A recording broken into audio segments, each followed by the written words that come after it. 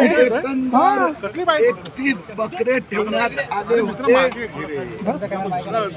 टप्प्याटप्प्याने नेतात माझा समोर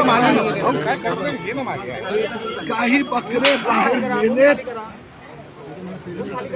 आतापर्यंत 23 बकरे बाहेर नेण्यात आलेले आहेत। 22-23 बकरे बाहेर नेण्यात आले। प्रक्रिया सुरू आहे। महापालिकेच्या वरिष्ठ अधिकाऱ्यांनी कबूल केलं आहे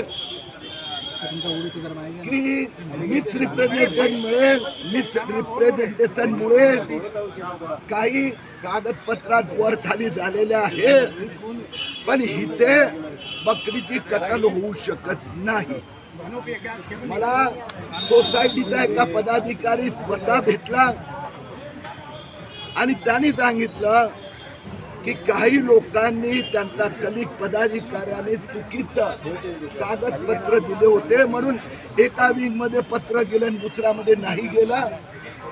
या सोसायटीत उद्या कुर्बानी होऊ देणार नाही।